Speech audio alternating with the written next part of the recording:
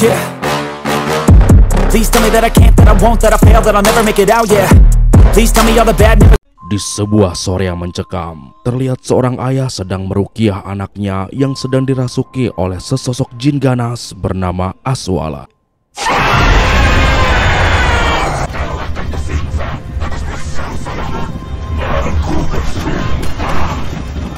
Di sini, Alif sang anak sempat tersadar beberapa saat, namun kemudian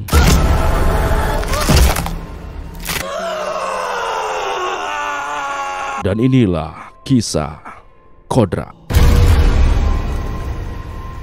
3 tahun kemudian, terlihat Kodrat yang kini mendekam di penjara karena divonis sebagai tersangka atas kematian anaknya sendiri. Allah kasih kamu berkah untuk bangun tiap subuh. Istighfar, Kodrat. Saya nggak pernah minta dibangunkan. Saya juga nggak pernah minta dikeluarkan dari neraka ini. Kodrat yang kini menderita atas rasa bersalahnya itu pun terlihat benar-benar sudah berubah.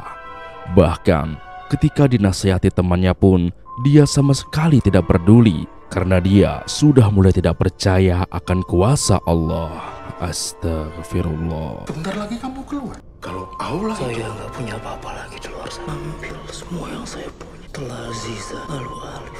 Tak lama kemudian datanglah seorang penjaga lapas yang tiba-tiba saja menyeret Kodrat keluar dari selnya. Ternyata penjaga lapas ini sedang dirasuki oleh jin Aswala yang hendak menghabisi Kodrat. Namun untungnya teman Kodrat lekas meminta bantuan pada penjaga lapas lain untuk menolong Kodrat.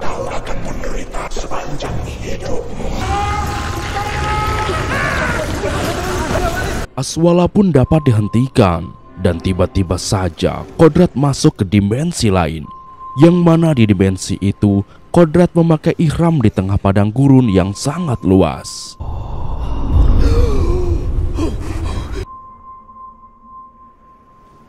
Kodrat yang kebingungan harus kemana melangkah pun tiba-tiba mendengar lantunan suara azan yang sanggup menyentuh hatinya. Dan disinilah akhirnya Kodrat sadar dan bertaubat lalu melaksanakan sholat.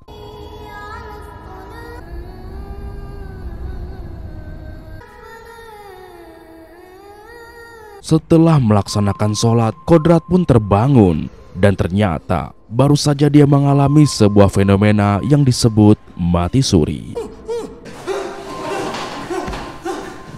Beberapa hari kemudian, setelah emosi Kodrat sudah kembali stabil dengan menaiki sebuah minibus, Kodrat pun memutuskan untuk pergi kembali ke pesantren Ustadz Rohim, tempat dia menimba ilmu ruqyah, tepatnya di Gunung Kidul. Namun, di tengah perjalanan, Kodrat memilih untuk turun karena ternyata di dalam bus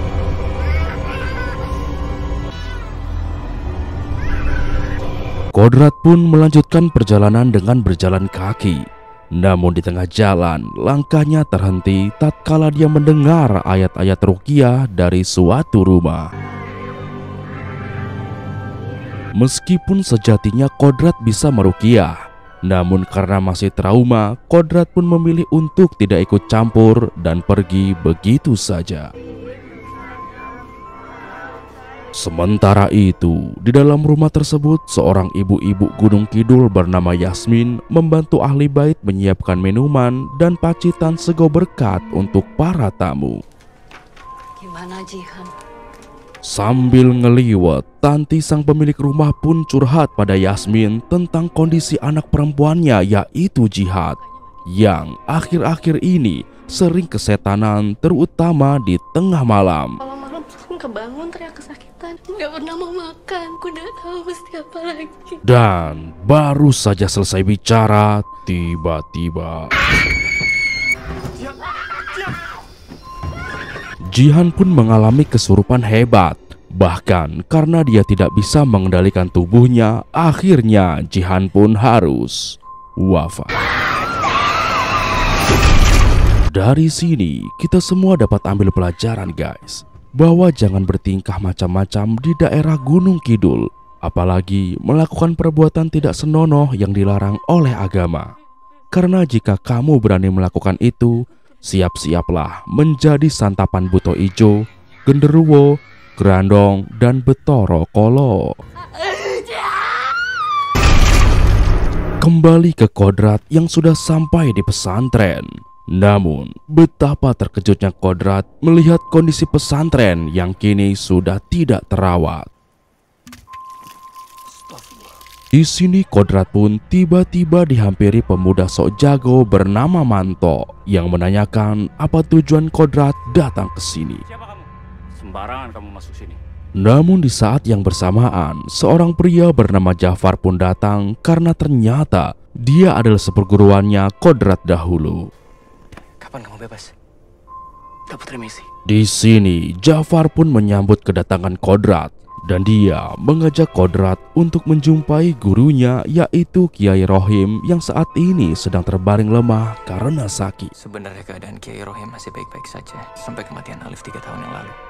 Dan suatu hari Kiai Rohim jatuh sakit. Ketika berbincang, Jafar juga mengatakan bahwa semenjak Kodrat pergi dari kampung ini, banyak sekali kejadian-kejadian aneh yang terjadi di kampung ini akibat serangan dari makhluk halus. Semenjak kamu pergi, desa dan penduduknya juga mulai mengalami gangguan. Mulai dari panen yang diserang hama, gangguan-gangguan goib, wabah penyakit. Sementara itu, di sisi lain terlihat Yasmin yang ternyata seorang janda sedang merawat kedua anaknya yaitu Alif Amri dan juga Asya. Bu, Kak Asya kok belum pulang ya? Nggak sampai malam begini, Asya. Di sini, sang anak yang bernama Alif ternyata juga sedang diganggu oleh bangsa jin. Yang mana Alif mengaku bahwa dia sering mengobrol dengan ayahnya yang sudah meninggal, yang menurut Alif, sang ayah ada di dalam lemarinya. Ngapain kamu? Alif lagi main sama ayah. Yasmin yang takut akan tingkah putranya itu akhirnya diam-diam memindahkan lemari itu ke dalam gudang. Namun tanpa disangka, gara-gara itu keesokan harinya tiba-tiba Alif menghilang.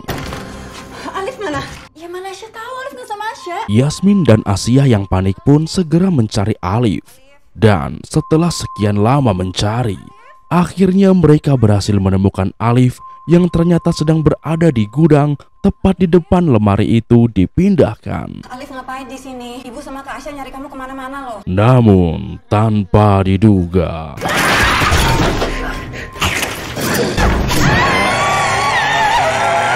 untungnya Yasmin bisa melakukan perlawanan dan langsung mengunci Alif di gudang tersebut. Yasmin pun segera pergi ke pesantren untuk meminta bantuan Ustadz Jafar. Namun sayangnya di pesantren sedang tidak ada Ustadz Jafar dan Yasmin pun akhirnya meminta bantuan pada Ustadz Kodrat. Kamu Ustadz, anak saya kerasukan, tolong ruqyah dia Ustadz. Namun Ustadz Kodrat yang masih trauma tidak mau ikut campur masalah ini. Tapi ketika mengetahui nama anaknya adalah Alif, Ustadz Kodrat pun jadi teringat pada anaknya dahulu yang bernama Alif juga. Hingga akhirnya Ustadz Kodrat pun mau bergerak. Maaf ibu bisa kembali ke sini kalau Ustadz Jafar sudah pulang. Tolong Alif Ustadz. Tolong Alif. Singkatnya Ustadz Kodrat pun sampai ke gudang itu.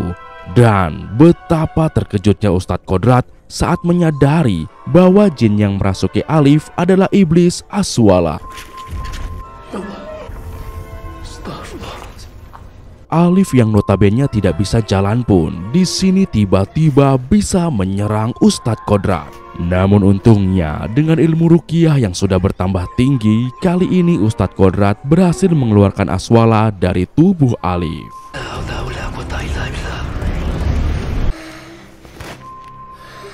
Hingga malam pun tiba dan Ustadz Kodrat sudah pergi dari rumah itu. Tugas saya sudah selesai. Ustadz. Di suasana tengah malam itu, ketika Yasmin sedang membasuh wajahnya, tiba-tiba air tersebut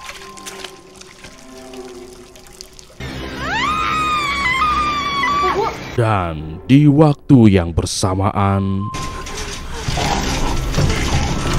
sementara itu Ustadz Kodrat yang masih dalam perjalanan pulang tiba-tiba kembali dicegat oleh iblis Aswala yang hadir dalam bentuk anjing. Aswala.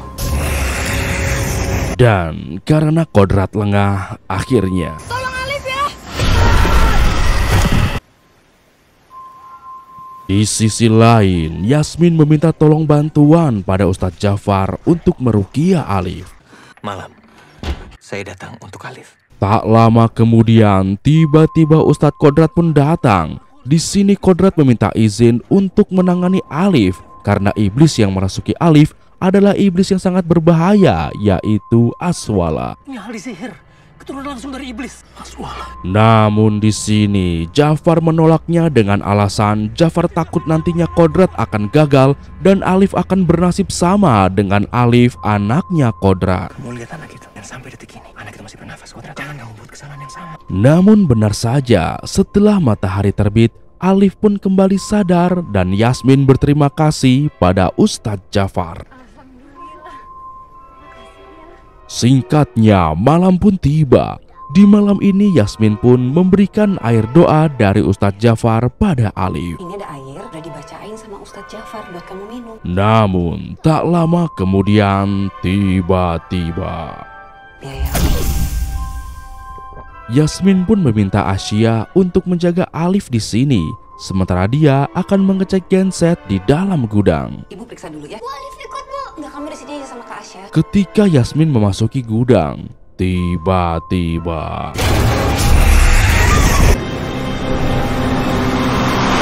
sementara itu, Asya yang merasa curiga karena ibunya tak kunjung kembali, akhirnya memberanikan dirinya untuk mengecek ke gudang. Namun di tengah jalan, dia mendengar suara ibunya yang menyuruh Asya untuk meminta bantuan ke pesantren. Asya, cepat ke pesantren cari Ustadz Jafar. Asya pun pergi dan tak lama kemudian Yasmin pun muncul dalam kondisi sudah kesurupan iblis Aswala.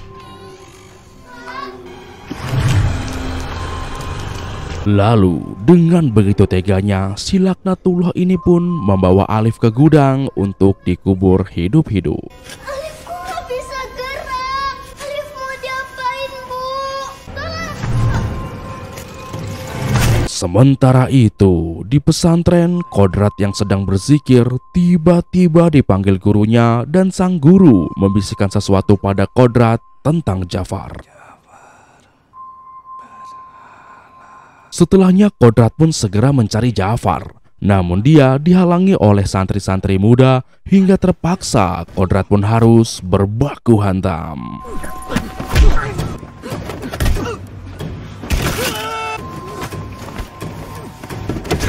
Setelahnya Kodrat pun menerobos masuk pondok Jafar dan ternyata Manjing gawangku penyakit tanggerkis. di sini terungkap sebuah fakta bahwa Jafar selama ini sudah menyembah iblis Aswala hingga muncullah teror-teror di kampung ini, termasuk teror pada keluarganya Kodrat.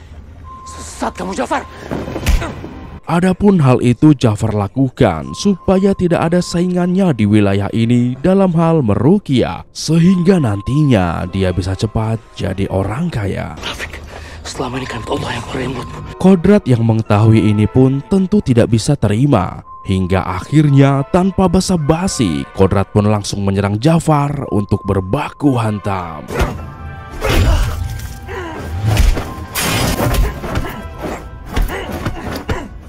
Kodrat pun sempat tumbang di sini dan Jafar pun mengajak Kodrat untuk ikut menyembah Aswala. Namun tentu saja Kodrat tidak sudi. Minum darah ini, kita sembah Aswala. Hanya kepada Allah aku menyembah.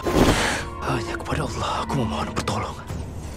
Dan dengan jurus ajian 212 yang Kodrat pelajari dari film sebelumnya, akhirnya Kodrat pun berhasil membuat Jafar modar. Tak lama kemudian Asya pun datang. Melihat kondisi Jafar yang sudah mati dalam kondisi syirik, Asya pun segera meminta bantuan Ustadz Kodrat untuk menolongnya.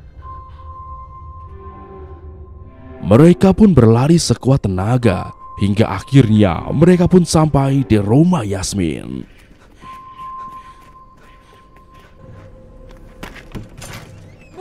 Di sini mereka tidak menemukan Yasmin dan juga Alif.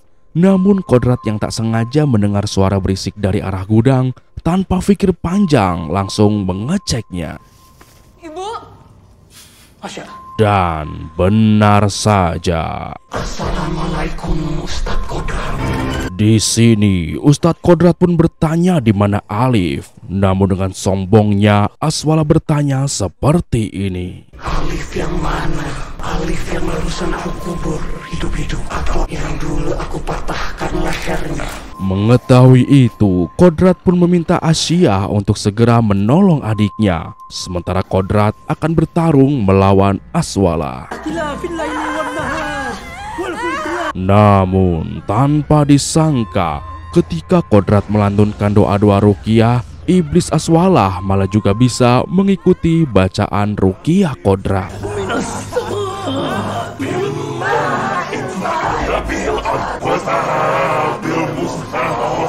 Melihat Aswala yang bisa mengikuti doa ruqyah, akhirnya Kodrat pun tersadar bahwa doa saja tidak cukup untuk melawan iblis. Dan akhirnya Kodrat pun meningkatkan keimanannya pada Allah dan meminta pertolongan pada Allah, hingga akhirnya iblis Aswala pun Allahu Akbar. Di sini kita bisa ambil pelajaran lagi guys, bahwa doa hanyalah sebuah kata-kata yang bahkan iblis pun bisa mengucapkannya.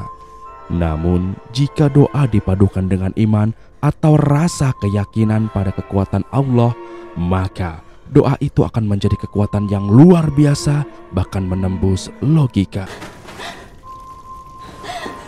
Setelahnya, Kodrat pun segera membantu Asya menggali tanah. Hingga di detik-detik akhir, syukurnya Alif pun berhasil diselamatkan. 6 bulan kemudian, perubahan yang drastis pun terjadi pada kampung ini. Tanaman tumbuh subur kembali dan air pun kini berlimpah ruah. Begitu juga dengan pondok pesantren. Kiai Rohim kini telah sembuh dari penyakitnya. Para santri baru pun mulai berdatangan. Dan ayat-ayat suci Al-Quran pun mulai terdengar kembali. Sudah waktunya saya pamit. Jangan pernah kamu lupa dan ragu untuk pulang, karena kami di sini adalah rumah. Sementara itu di ujung jalan desa, Yasmin dan anak-anaknya mengantar kepergian Ustadz Kodrat yang memutuskan untuk pergi berkelana demi memecahkan misteri kematian almarhumah istrinya.